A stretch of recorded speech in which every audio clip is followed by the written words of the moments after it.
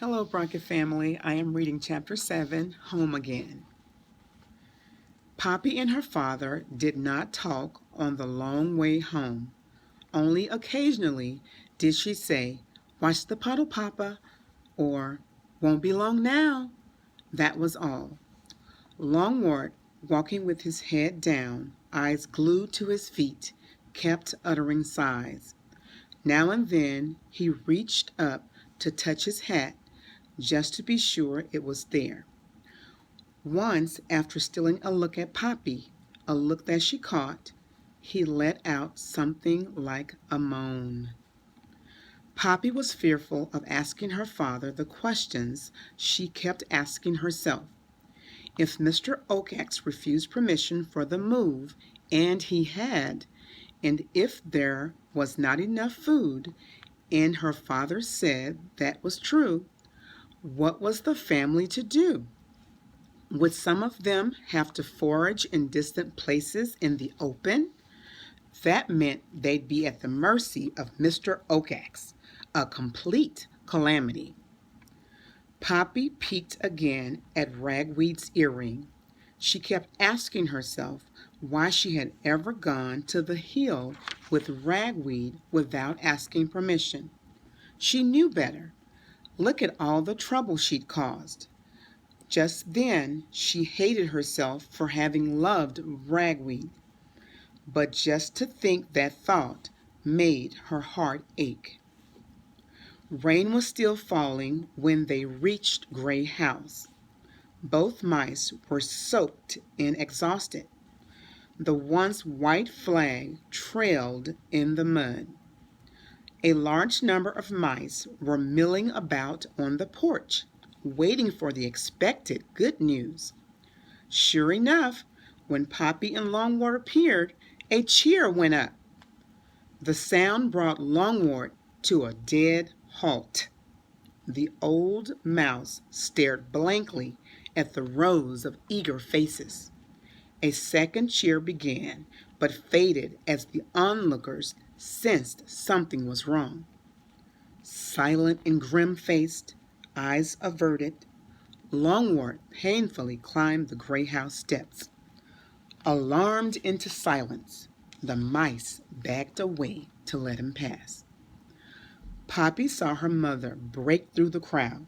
"Longwort!" she cried. "Oh, my dear, what happened?" Longwort lifted sad eyes. Without a word, he continued on into the house, retreating into his boot study and drawing the curtain behind him. For a moment, sweet Cicely stared after her husband. Then she dashed into the boot after him. Only then did the others notice Poppy.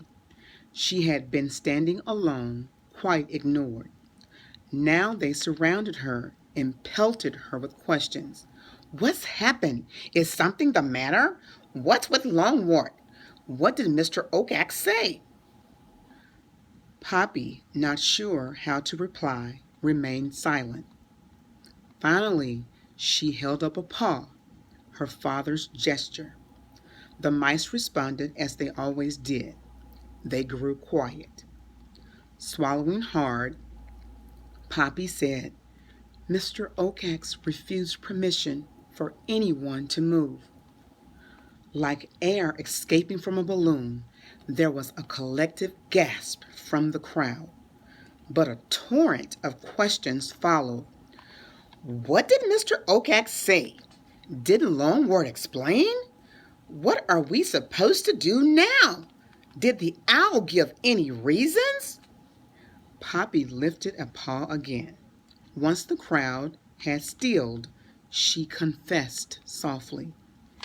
Mr. Oakax said it was because Ragweed and I didn't ask permission to go to Bannock Hill.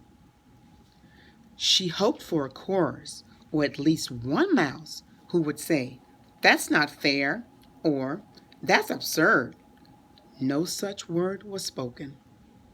Alarmed, Poppy looked around. Some eyes avoided hers. Others showed sorrow. Quite a few darted angry glares at her. "You'll have to excuse me now," she murmured, quite shaken. "I need to get myself dry." A narrow passage was made for her to pass. As she entered the house, she felt a nudge from behind. Alarmed, she jumped. It was Basil. "This way," he whispered. He led her to an isolated room. "Dry yourself," he said. "I'll get you something hot." Placing Ragweed's earring to one side, Poppy began licking her fur dry. By the time she was done, Basil returned with an acorn of steaming mashed rye. Despite her upset, Poppy ate ravenously, grateful for the warmth that seeped through her body. Basil listened intently as Poppy told of the meeting with Mr. Oakax. "And look what I found." She held up Ragweed's earring. Basil took it carefully. Where was it? Sticking out of one of Mr. Oakax's pellets. "Makes me sick," he muttered. After a while he asked, "Poppy, what's going to happen next?" Poppy sighed. "I thought it would have been impossible to feel worse than I did when Ragweed died. I was wrong. This is worse. So many will suffer. And guess who's being blamed? Me." Wearily, Poppy made her way to the attic. She wanted to be alone. Amid Farmer Lamount's clutter, she'd come across a tin can a while ago shaped like a house. "Log Cabin Syrup," the label read. After cleaning the inside to a shiny newness and lining it with her favorite old magazine bits, Poppy considered it her own room. Now she patted down a wad of family lace, her pillow, and crept beneath a blanket, a crocheted doily. Curled up into a tight ball and tucked in her paws and wrapped her tail about her, tucking its tip right below her nose. Never had she felt so worn out. Even so, she could not sleep. She kept hearing Mr. Oakax say that he was refusing permission for family members to move because she and Ragweed, had not asked him if they could go to Bannock Hill. Then, too, there was hint that he would change his mind if she sacrificed herself. She was glad she had not mentioned that to the family, rather suspecting some of them would have urged her to do it.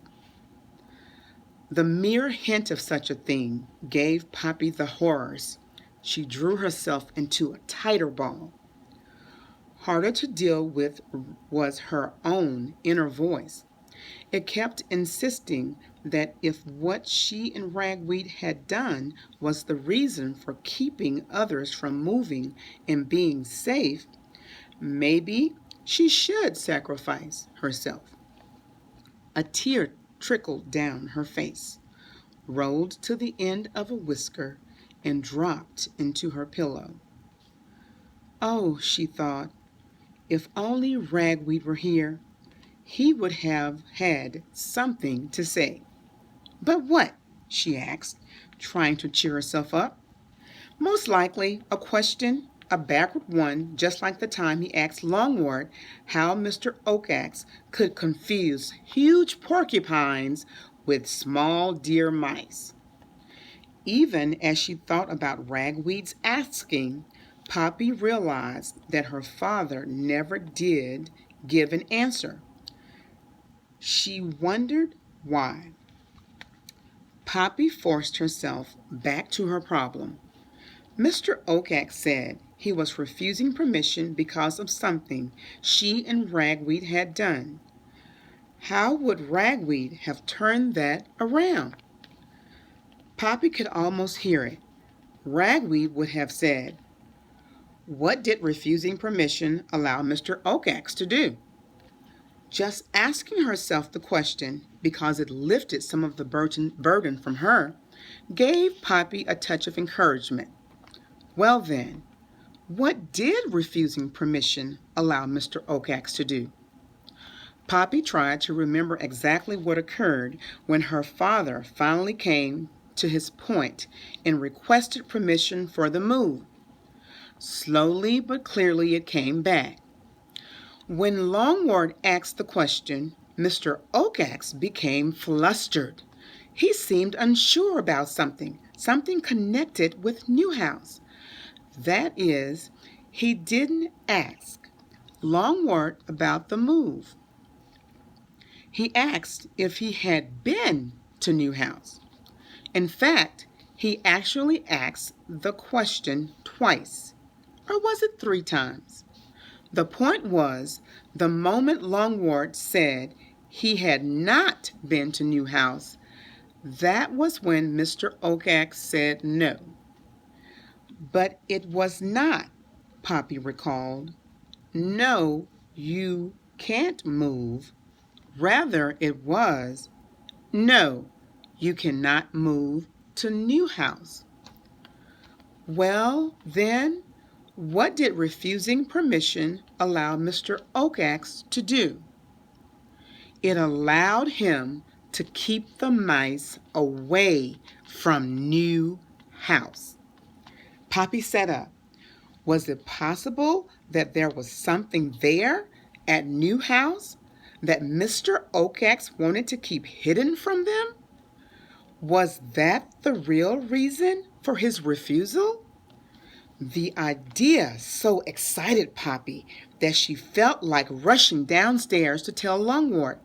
She started to get up, only to stop. If she had hit upon the real reason for Mr. Oakax's refusal, there was but one way she could prove it. She would have to go to Newhouse and see what was there. And she could hardly ask Mr. Oakax permission to do that. I don't care, Poppy said aloud, making a fist of a paw. I'll do it, I will. With a sigh of exhaustion, Poppy finally fell asleep. But it was not a restful sleep. She kept dreaming she was lost. Worst, no matter where she turned for help, she saw only eyes, Mr. Oakax's eyes. They were always just above and behind her. Wow, this is getting really good. I can't wait to hear Chapter 8. Thank you for listening and happy reading.